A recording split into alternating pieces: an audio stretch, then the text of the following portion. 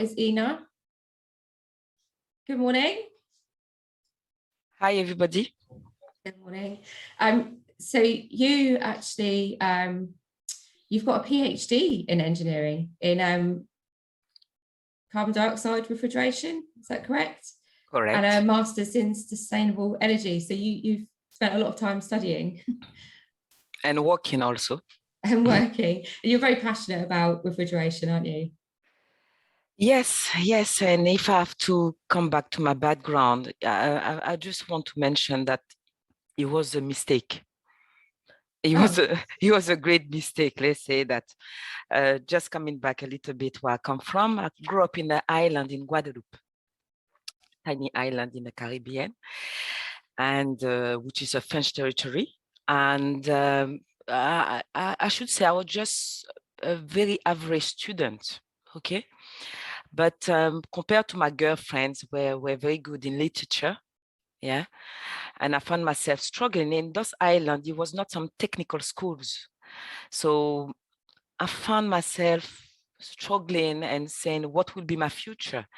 And fortunately for me, when it was the stage where I had to choose to go to a high school, we had this new technical school in my town that just opened, where they were teaching civil engineering, mechanical engineering. And when I enrolled into this school, it was this new subject called energy and thermal engineering. And we're not quite aware of what the subject, because it's an island, it's not a country where it's got big construction and everything. But we're talking about renewable energy, wind energy, solar energy. And I thought maybe it would be great. And nobody wanted to go to that subject. And I said, if you've got few people, it's more chance for me to get a job. So in a strategic way, I decided to join this course. And amazingly, I liked it. I really enjoyed it. I've become a very good student, actually. And I had a very good teacher. And this teacher advised me to move to France to study, to go to a higher level. It was a subject about air conditioning degrees somehow, but he said to me, you've got the potential, you should go to France and try to study. And I followed this instruction. And I moved to France to study like a HND in such as thermal energy, which I found very hard, but I managed to get it. And in the meantime, I went to the Notting Hill Carnival. And, and I went to the UK for the first time. And I really enjoy myself at that carnival. But I look at it another way. I went to the bank, I went to Canary Wharf, I visited a little bit, and I found to myself, it would be great that I move maybe a year, first of all, to learn English, but also to move to another country. And when I got my degree and I started to work as a junior engineer, I decided I should stop and I should have a break and to discover something different. And I moved to the UK. Originally, it was for a year. But in summer, one day into a birthday, I met one guy who was studying at London South Bank University. He was doing building services. And when I spoke to him, I said, oh, I've done the same thing in France. And he said, come on, come and join. And I was not sure really to come back to France. So I said, okay, let's enroll to London South Bank University and try to see what I learned in France in English language, and maybe it will open more doors for me when I would go back to France. And so I've done it, and amazingly it was okay. And because of my background from France and Guadeloupe, and graduated and I started working. I've done a work placement in the House of Commons as an energy manager, which I really enjoy. And they had, after that, I started working as a trainee energy manager at some different projects in T5, the construction of T5, taking care for the air conditioning, ventilation, and heating. And London South Bank University had this new course, it was a master in sustainable energy systems. And I said, yes, let's try again. And I enrolled in part-time basis. And after that, I started working as a consultant at in in consultancy, working as a BRIAM assessor. And when I finished my master, I got approached by the professor at London Southbank University saying he's got a PhD in CO2 refrigeration.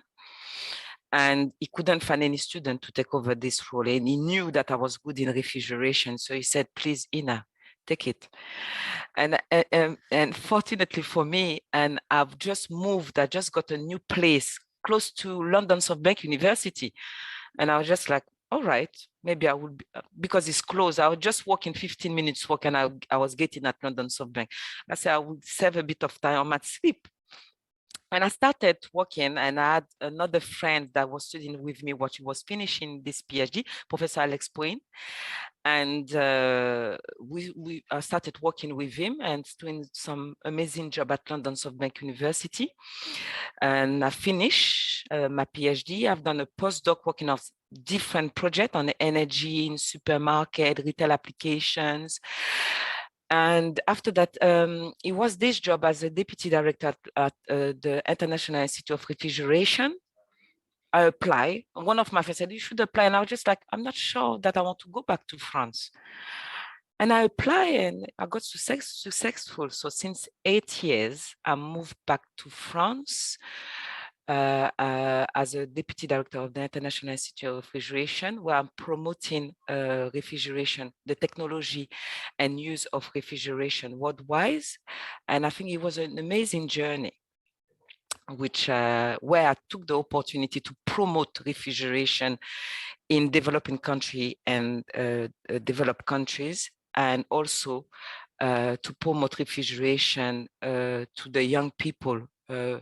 As we are with Katarina Marquez, which is one of ex-colleagues from London Southbank University, we started a working group, Careers in Refrigeration, and he's got a sub-working group for women in refrigeration. So that's what I'm doing in my position. It's very interesting, very, very, very interesting past, and very rich. Obviously, you've spent a lot of time in education.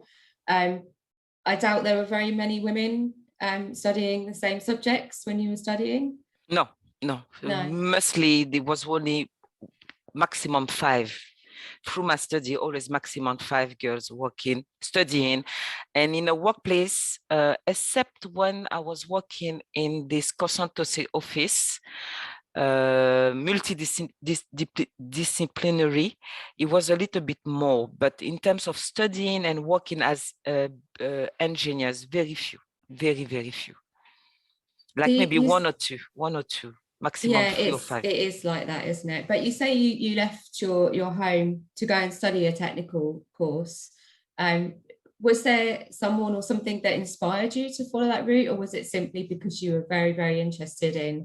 No, I left when you're talking about home, it's my island, you mean? Yeah. The thing is, in this island, we have there is at least 30% of unemployment, okay? And mostly the young people. And I was really scared to be in that situation. And which has happened to most of my friends. You go and study, and after that, you find yourself being in this island, turning around, doing some training, and not working in your field. And I didn't want this to happen to me. And something I understood when I started studying engineering in that high school is, if I was going to air conditioning and refrigeration, I would never be jobless, because we needed it. Yeah, we need air conditioning and in most of the buildings. And I said, this would be this. I will always get a job. That it was not I was really interested. It was more a question of to always get a job. And I think I had the right strategy, and it never happened. And I'm very happy to have decided to follow this route. And but at the end of the day, engineering is very interesting, and I found a very interesting field. But it was not the main. It's not a question of being interested of the subject. It was most a question to get a job, to have an interesting job. Well, I think you picked a good field in the end, because there's always going to be work for us. Yeah. So what advice would you give to other women that are perhaps looking to pursue a career in engineering? I think it depends. If, like some example, you've got some role models within your family, they will be able to direct you and show you the right way. And I don't think it would be an issue. It's more for some women who are not into the environment or haven't got like a family background into the field or engineering that got into that field like me by mistake, as I said. And after a while get to a stage where they question themselves, especially when you start family and you start saying, is it the right field for me or not? Maybe I can, which is good when you study those kind of subjects, you can find other jobs. Yeah, you can go back to any other job, maybe pay with less salary, maybe not as much interested, but you will get a job. But it's more a question to sustain into this field and to continue to enjoy working in this field around your family, to be able still to be a woman into your family. And I think in this, they have to understand, for me, I will still come back to the stage that in those field, you will never be jobless in somehow, yeah? And I think sometimes in some circumstances, that is the most important. I'm very sorry to say that, but it is, for me, I believe it's the reality. But at the same time, you get into this field and you've got so many, it's so diverse. Like, as I said, I was working as building services engineer, as a consultant in energy. And I think it's very challenging. And for me, I found it very interesting. So it depends of the people. It depends of maybe your personality, if you like challenge. And I think those kind of jobs give you that opportunity. So you've had a really, really interesting career, and it's really inspiring that the level to which you've reached in your education. Not only that, but the work that you do at the IIR and the work that you do promoting diversity and inclusion as well. Really, really inspiring. So one final question for you, as we are on Engineering Heroes. Who is your engineering hero and why? I would say, let's say, come back 20 years ago, 15 years ago, it was more my teachers. I had the chance to have very good teachers that inspire me. And like, as I said to you, I was not very good. It's not, I was not really good. I was not interested. Okay. It happens. Yeah. And you got this person that show you something it can be very difficult, and you find it, oh, that is easy. Yeah, that's this. Okay, I understand. And I think through my careers, that was more or less my teachers, but I had two heroes when especially I was listening the previous presenters. When I was doing my PhD, I had Professor John Missindin, where he was teaching engineering to the student a very interesting way that you think is so easy. The way he was teaching, you just like, wow, it was like a poetry. I found it like this. And he was my supervisor, so he kind of coached me. But also I had, and actually she is now my role models, is Professor Judith Evans. She used to be at London Softbank University, but she was based in Bristol, and I used to meet her and not really working with her, but since I've been at the Institute and I'm working in research project, I've been involved in a lot of projects with her. And I like the way that she faced challenges, find solutions, how she can apply to European project proposal, which have call for proposal, which is a very, very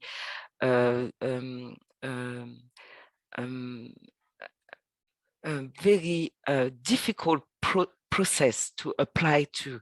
And she amazingly, she always managed to finish, and we most of the time successful to most of the project that she's been the main coordinator.